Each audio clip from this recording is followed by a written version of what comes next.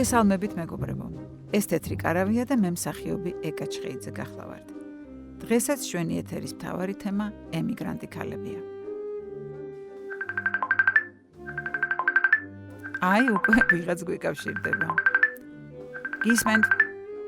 გისმენთ. გაგვეცანით თუ შეიძლება საიდან ხართ, რამდენი წლით ბრძანდებით?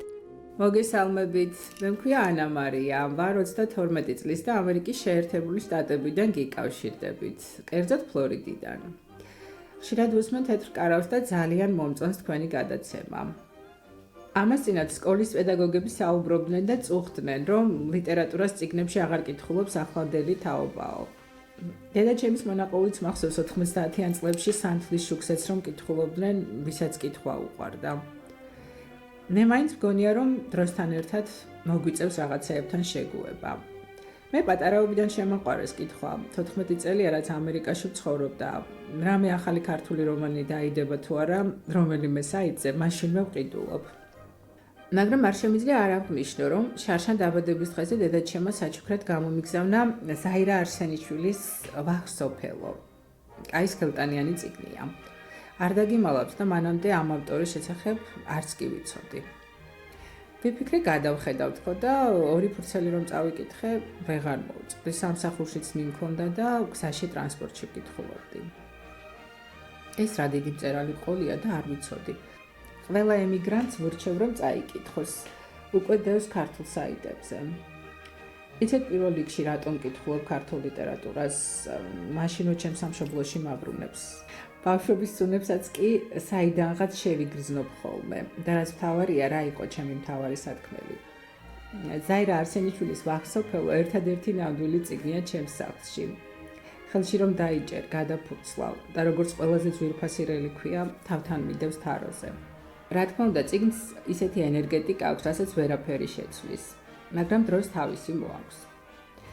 ახლა გემშვიდობებით, ყველანი ძალიან მიყვარხართ. დიდი მადლობა. აი, ისევ ზარია, გისმენთ? მოგესალმებით ბრიუსელიდან, ნატა 28 წლის.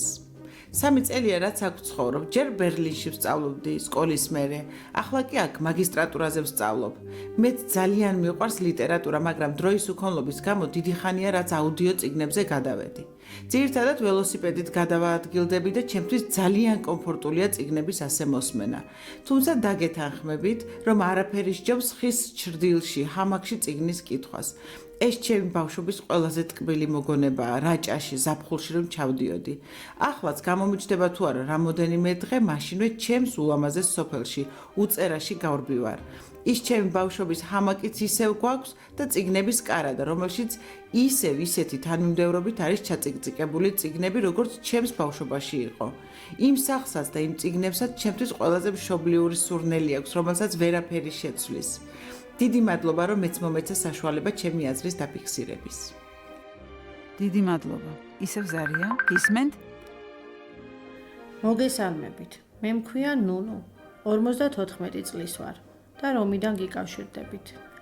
სულ ვუსმენ თქვენს გადაცემებს და თემიდან გამომდინარე პირველად მომინდა რომ მეც რაღაც მომეყოლა. ჩემი აზრით ძალიან მნიშვნელოვანი რამ. 28 წელია ემიგრაციაში ვარ და როცა აქეთ მოვდიოდი, ერთადერთი წიგნი, რასთან წამოვიღე, ვეფხისტყაოსანია. ამ წიგნმა გადამატანინა ამდენწლიანი ემიგრანტობას და ნოსტალგიაც. დღე არ ყოფილა ჩემს ცხოვრებაში, რომ 1-2 თავი მაინც არ წამეკითხა. ვეფხისტყაოსანი იყო ჩემთვის აქ სამშობლოც, ოჯახიც და ყველაფერი. ამდენ კითხვაში თითქმის ზეპირად ვისწავლე.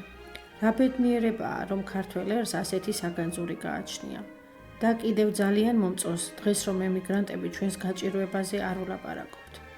აბა გემშვიდობებით ყველას და მალე დაბრუნებას გისურვებთ ჩვენ საოცარ სამშობლოში, რომლის ბადალიც დედამიწაზე არაფერია. დიდი მადლობა. ძვირფასო მეგობრებო, ჩვენი საეთერო დრო ამოიწურა და მე ისევ ერთი კვირით გემშვიდობებით. მომავალ შეხვედრამდე. ველოდებით თქვენს წერილებს თეთრ კარავში.